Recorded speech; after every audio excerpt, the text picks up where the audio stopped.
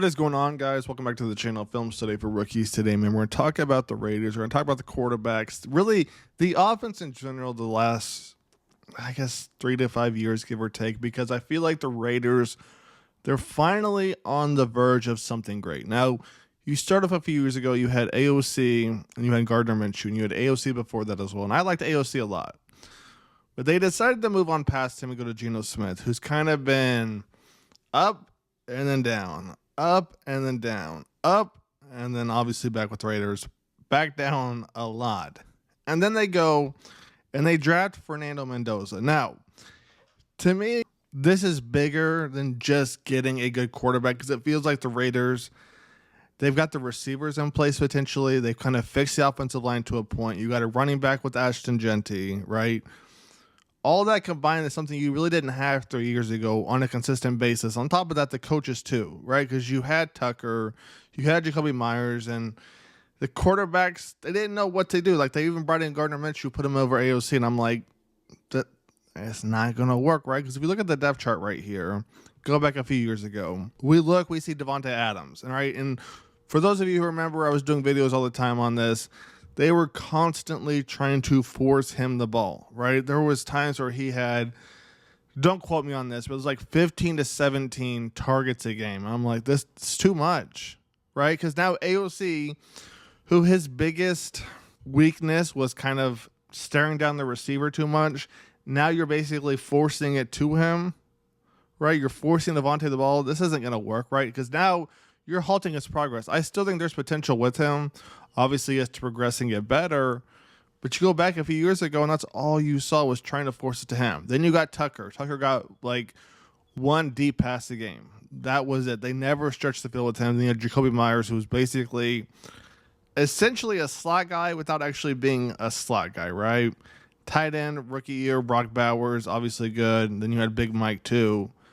And the offensive line wasn't fantastic. If I'm not mistaken, the running game wasn't great either, right? Then you jump to next year. You bring in Geno Smith, right? Look at the receivers, kind of the same thing.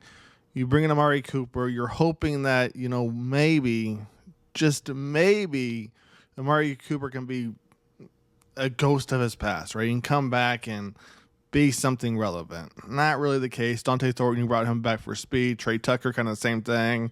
And then you got Jacoby Myers getting another year older in your offense, right? But then you have Bowers and you got Ashton Jeanty. So you're slowly building that offensive line. On top of that, you did get Jack Beck as a receiver. And then you jump to this year right here. You got Malik Benson. All right, you got Drake Young. You got some names out there. Instead of just keeping the same offense, the same roster that you've had the last, 2 to 4 years, give or take, now you're bringing in some more people. Like, even on the offensive line, you can see right there, right? It's different. You got Brock Bowers. You still got Michael Mayer.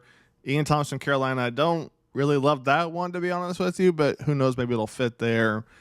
Kirk Cousins, Fernando Mendoza, Ashton Jeanty, who we talked about before. You can see this whole offense, the depth chart looks completely different, right? And you look at Fernando Mendoza, you look at his highlights. The one thing that every good quarterback needs is an offensive line, right? So you're going to see some crazy throws right here. You can see him progress to his reads. So 1 to 2, right? And then 3 on that backside. Double team right there. Let it rip. Bang. Right? Third read. But go back and look right here. Look at the pocket he has, right? Keep going. Keep going back. Keep going back.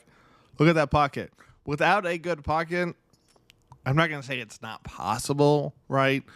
But for him to be as comfortable making that throw, it definitely wouldn't be as likely. Next play right here, take a look. Look at this time.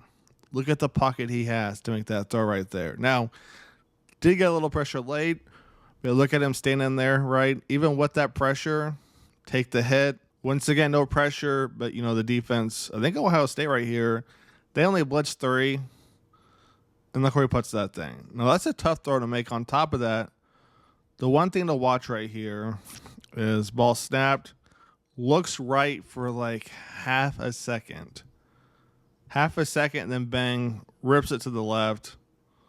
Woo, what a throw right there. So you're seeing the pocket, it's a big thing, right? So if the Raiders didn't slowly start to fix their offensive line, getting Mendoza, it would be big, but without a good offensive line, it wouldn't matter. Right there, a tough throw to make. And Something that stands out to me right away between him and AOC. When AOC were to make these deep throws, sometimes he would hesitate.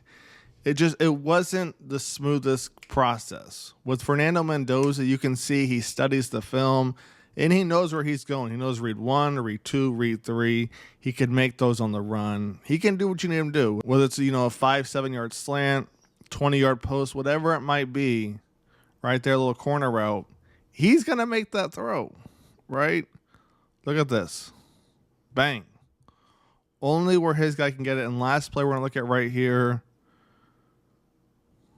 Wide open. So you can see what's Mendoza. It's big that the Raiders got him, right? You look at the depth chart. It looks completely different than it has the last few years, which means the Raiders are finally starting to make changes. I think this year will be the year that they start to make some noise consistently. Weeks 1 through 18, 19 now. I forget how many weeks there are, right? With all the different bye weeks and things they keep adding. But you saw before they go on stretches, right? 3 to 4 game stretch. I might lose a few. Then another 3 to 4 game stretch. It just wasn't consistent. I think this will be the year it's consistent. Weeks 1 to 18, so on and so forth, right? So let me know your thoughts. Let's wrap it up. Film study for rookies. I'll catch you next. Take it easy. Peace.